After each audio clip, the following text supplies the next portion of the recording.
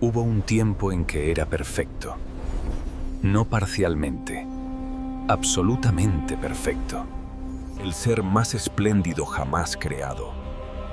Ezequiel describe su belleza como algo indescriptible. Piedras preciosas cubrían su cuerpo. La música emanaba de su propia existencia. Caminaba entre piedras de fuego en el monte santo de Dios. Y entonces, algo cambió. Algo que nadie en el universo había presenciado ocurrió. La primera semilla de rebelión brotó en el corazón de la criatura más gloriosa. Si te gustan videos como este, mira hasta el final. Suscríbete a este canal y deja tu comentario diciendo desde dónde nos escuchas. Para entender la magnitud de esta caída, primero necesitas entender la magnitud de su gloria. Ezequiel capítulo 28 ofrece un atisbo que sobrepasa cualquier imaginación humana. El profeta describe a un ser que era el sello de la perfección. Piensa en esa expresión por un momento. No solo perfecto, el sello de la perfección, como si Dios hubiera puesto en él la marca final de lo que una criatura podría ser, lleno de sabiduría, completo en hermosura. Cada detalle de su existencia había sido calculado por el Creador con precisión absoluta. El texto enumera 9 piedras preciosas que cubrían a Binub, Lucifer, sardio, topacio, diamante, berilo, ónice, jaspe, zafiro, carbunclo y esmeralda. 9 gemas que reflejaban la luz de la gloria divina en espectros que ojos humanos jamás contemplaron. Engastes y ornamentos de oro fueron preparados el día en que fue creado, no después. En el exacto momento de su origen, ya vino al universo adornado como ningún otro ser. Pero había algo aún más extraordinario. Ezequiel menciona tamboriles y flautas, instrumentos musicales que formaban parte de su propia constitución. Lucifer no solo producía música, él era música. Armonía y melodía emanaban de su presencia como la luz emana del sol. Algunos eruditos creen que él lideraba la adoración celestial, conduciendo a millones de ángeles en alabanza al Creador. Imagina la escena, huestes incontables de seres celestiales, y al frente de todos, el más brillante, el más armonioso, el más glorioso, dirigiendo sinfonías de adoración que hacían vibrar al cielo mismo. Su nombre llevaba su propósito, Lucifer, en hebreo, Helel ben Shahar, hijo del alba, estrella de la mañana, portador de luz. Él no generaba luz propia, reflejaba la gloria de Dios con tal intensidad que parecía una estrella. Cuando los otros ángeles lo miraban, veían un reflejo del Creador tan nítido que casi podían contemplar a Dios mismo. Casi. Y quizás ese casi fue el problema. Ezequiel revela su posición, querubín protector ungido. Tenía acceso al monte santo de Dios. Caminaba en medio de las piedras de fuego. Estaba más cerca del trono de lo que la mayoría de los seres celestiales siquiera soñaría estar. Día tras día, era tras era, Lucifer ocupaba un lugar de honor que pocos compartían. Perfecto en sus caminos desde el día en que fue creado. Hasta, una palabra lo cambia todo, hasta que se halló en ti iniquidad. El texto hebreo usa avón, una palabra que carga el peso de la perversidad, de la distorsión moral, de algo que se desvía de lo que debería ser recto. Por primera vez en la historia del universo, algo torcido surgió en un ser creado. Y no surgió en cualquier ser. Surgió en el más elevado de todos. ¿Cómo sucedió esto? ¿Cómo la perfección generó imperfección? Ezequiel ofrece la respuesta en una frase devastadora. Se enalteció tu corazón a causa de tu hermosura, corrompiste tu sabiduría a causa de tu esplendor. Lucifer se miró a sí mismo, vio la belleza, vio la gloria, vio el brillo y, en algún momento, en algún instante, que ninguna mente creada puede precisar, comenzó a pensar que aquello era suyo, no prestado, no reflejado, suyo. El orgullo no entra gritando, entra susurrando. Quizás comenzó con una comparación, mirar a otros ángeles y darse cuenta de que ninguno se igualaba a él. Quizás fue un pensamiento pasajero sobre el merecimiento. ¿Por qué solo reflejar la gloria cuando se puede poseerla? Quizás fue la proximidad al trono lo que plantó la pregunta. ¿Por qué estar cerca cuando se puede sentar en él? Isaías capítulo 14 desvela lo que fermentaba en el interior de aquella mente brillante. 5 declaraciones, 5 afirmaciones de voluntad, 5 puñales clavados en el corazón de la relación entre creador y criatura. Subiré al cielo. Él ya estaba en el cielo, pero no en el lugar más alto, no en el trono. La primera declaración revela ambición vertical, un deseo de ascender más allá de lo que le fue designado. No bastaba con estar cerca, quería estar arriba. Por encima de las estrellas de Dios, exaltaré mi trono. Estrellas de Dios, una referencia a los propios ángeles. Lucifer quería un trono propio, y ese trono debía estar por encima de todos los otros seres celestiales, no entre ellos, por encima de ellos. La segunda declaración revela un deseo de dominio, de autoridad suprema sobre las huestes del cielo. En el monte del testimonio me sentaré, a los lados del norte, el monte de la congregación, el lugar de encuentro divino, el centro del gobierno celestial. Lucifer no solo quería visitar ese lugar, quería sentarse en él, establecer residencia permanente en el corazón del poder universal. Sobre las alturas de las nubes subiré. Las nubes en el lenguaje bíblico frecuentemente representan la presencia y la gloria de Dios. Subir por encima de ellas significa sobrepasar la propia manifestación divina. La ambición ya no conocía límites. Y seré semejante al Altísimo. La quinta declaración, la más grave, la más reveladora, seré semejante al Altísimo. No quería servir a Dios, quería ser como Dios. No quería reflejar la gloria, quería poseerla. No quería adorar, quería ser adorado. 5 veces la palabra yo. 5 veces la voluntad propia, poniéndose por encima de la voluntad del Creador. El ser que fue hecho para liderar la adoración ahora exigía adoración para sí mismo. El portador de luz quería ser la fuente de la luz. Pero las rebeliones no ocurren en solitario. Apocalipsis capítulo 12 revela una información que hiela la sangre. La cola del dragón arrastró la tercera parte de las estrellas del cielo y las arrojó sobre la tierra. 1/3. Piensa en la magnitud de eso. Si existían incontables millones de ángeles, y la Biblia sugiere números que desafían la comprensión, como los 10.000 veces 10.000 de Daniel capítulo 7, entonces 1/3 representa una cantidad abrumadora de seres que eligieron seguir a Lucifer. ¿Cómo lo consiguió? La Biblia no ofrece detalles de esa campaña de seducción, pero ofrece pistas. Lucifer era el más bello, el más sabio entre los creados, el más cercano al trono. Cuando un ser así habla, otros escuchan. Cuando cuestiona, otros comienzan a cuestionar también. Cuando sugiere que quizás las cosas podrían ser diferentes, los oídos se inclinan. Quizás comenzó con preguntas aparentemente inocentes. ¿Por qué la jerarquía funciona así? ¿Por qué algunos tienen acceso y otros no? ¿Por qué debemos solo servir? Preguntas que no atacaban a Dios directamente, sino que plantaban semillas de insatisfacción.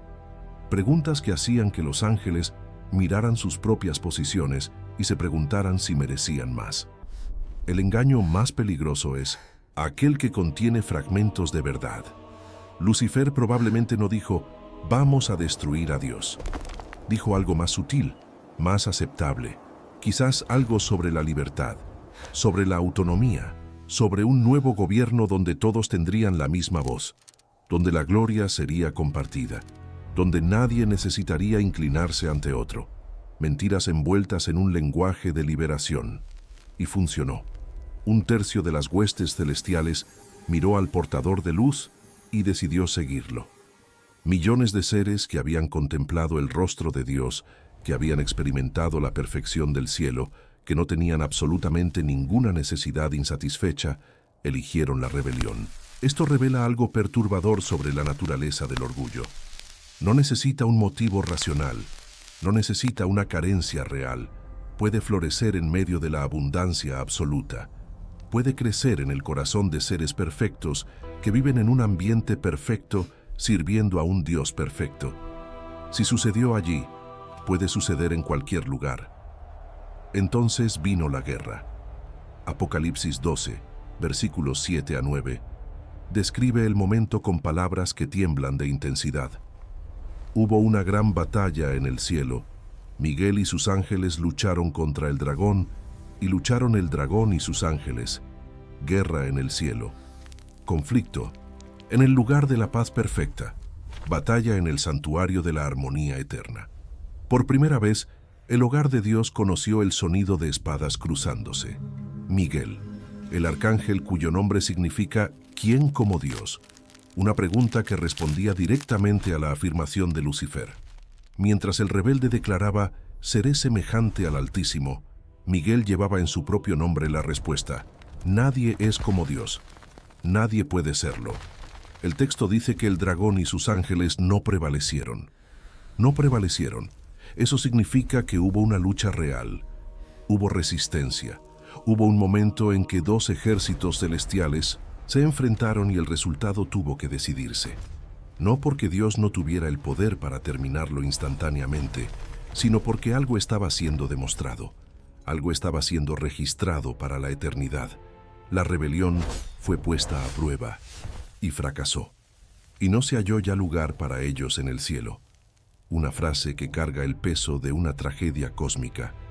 El ser que caminaba entre piedras de fuego ahora no tenía lugar en el Monte Santo. El querubín ungido para proteger ahora era expulsado de lo que había protegido. El portador de luz ahora era arrojado fuera de la fuente de toda luz. Jesús, en Lucas capítulo 10, ofrece un atisbo de ese momento cuando dice a sus discípulos, yo veía a Satanás caer del cielo como un rayo, rápido, brillante, violento, un descenso que cortó los cielos con la velocidad de algo que un instante antes estaba en las alturas y al instante siguiente estaba en caída libre. El texto de Apocalipsis completa el cuadro. Y fue lanzado fuera el gran dragón, la serpiente antigua, que se llama Diablo y Satanás, el cual engaña al mundo entero. Fue arrojado a la tierra, y sus ángeles fueron arrojados con él. Arrojado, lanzado, precipitado. El lenguaje no deja dudas sobre la naturaleza de esta salida. No fue una transición, fue una expulsión, no fue un cambio de domicilio, fue un exilio forzado, y con él, millones. Los ángeles que habían elegido su bando, ahora compartían su destino. Segunda carta de Pedro, capítulo 2, versículo 4. Porque si Dios no perdonó a los ángeles que pecaron, sino que arrojándolos al infierno, los entregó a prisiones de oscuridad para ser reservados al juicio. Judas, versículo 6, añade, y a los ángeles que no guardaron su dignidad, sino que abandonaron su propia morada, los ha guardado bajo oscuridad, en prisiones eternas, para el juicio del gran día. Prisiones eternas, cadenas de oscuridad. El contraste no podría ser más brutal. Seres que habitaban en luz inaccesible ahora reservados en tinieblas. Criaturas que volaban libres por los salones del cielo, ahora encadenadas. El precio de la rebelión se estaba cobrando. Pero, ¿qué significa esta expulsión? ¿Qué sucedió realmente cuando Lucifer fue arrojado fuera? Significa que el cielo tomó una decisión. La santidad de Dios no puede coexistir con la rebelión deliberada. No porque Dios sea frágil o inseguro, sino porque la luz y las tinieblas no se mezclan. Porque la fuente de toda vida no puede albergar aquello que elige la muerte. El propio Lucifer, al rebelarse, se volvió incompatible con el ambiente que habitaba. No fue Dios quien cambió, fue Él.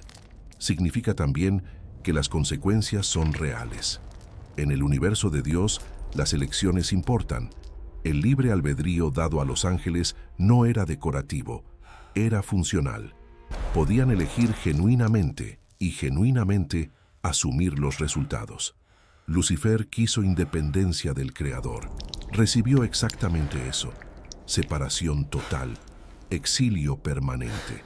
La autonomía que deseaba se convirtió en su prisión. Y significa que la historia no terminó allí.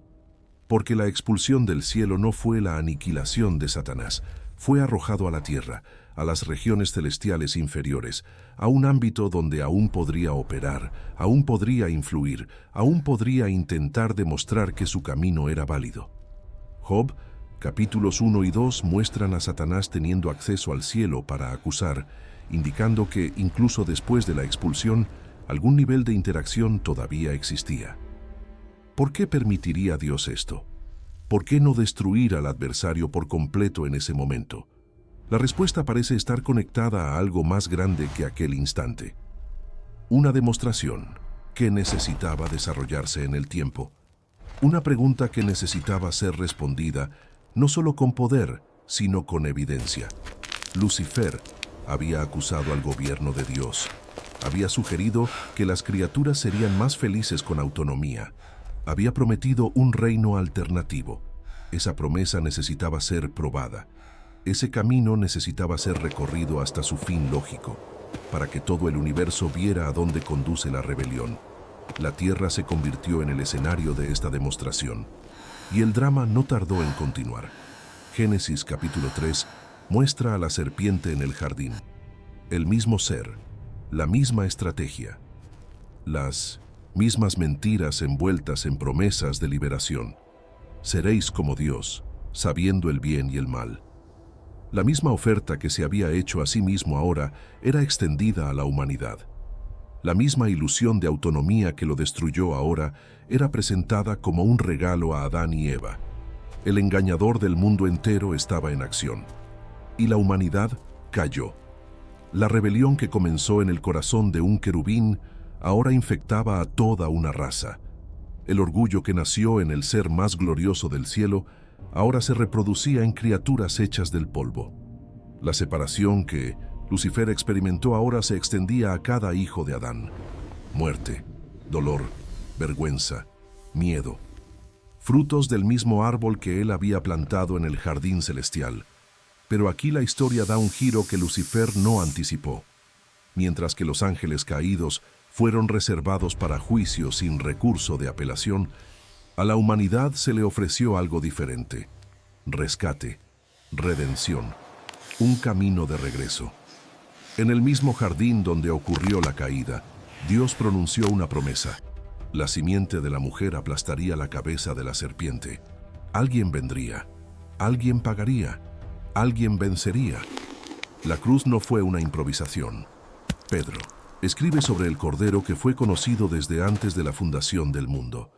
Antes de que Lucifer existiera, el plan ya estaba trazado.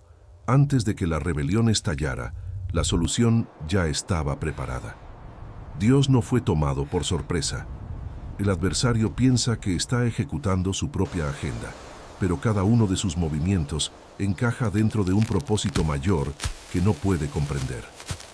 La expulsión no fue el final, fue el comienzo de otra fase. Apocalipsis revela que Satanás, sabiendo que le queda poco tiempo, actúa con furia aún mayor. La misma soberbia que lo derribó del cielo ahora trabaja en la tierra, susurrando las mismas mentiras, ofreciendo los mismos atajos, prometiendo la misma autonomía que lo destruyó. Pero hay algo que Lucifer no calculó. El cordero que vio morir estaba inmolado desde la fundación del mundo. Incluso antes de la rebelión, el plan de rescate ya existía. La cruz no fue una reacción, fue una estrategia. Y cuando todo termine, cuando el fuego consuma la última sombra de rebelión, el universo entero sabrá la respuesta a la pregunta que Lucifer hizo en el cielo. ¿Puedo ser como el Altísimo? La respuesta siempre fue no. No porque Dios guarde el poder con celo, sino porque solo hay un Creador. Y las criaturas que intentan ocupar ese trono no se elevan, se desmoronan. Para entender la magnitud de esta caída, primero necesitas entender la magnitud de su gloria. Ezequiel capítulo 28 ofrece un atisbo que sobrepasa cualquier imaginación humana. El profeta describe a un ser que era el sello de la perfección. Piensa en esa expresión por un momento. No solo perfecto, el sello de la perfección, como si Dios hubiera puesto en él la marca final de lo que una criatura podría ser, lleno de sabiduría, completo en hermosura. Cada detalle de su existencia había sido calculado por el Creador con precisión absoluta. El texto enumera 9 piedras preciosas que cubrían a Bindu, Lucifer, sardio, topacio, diamante, berilo, ónice, jaspe.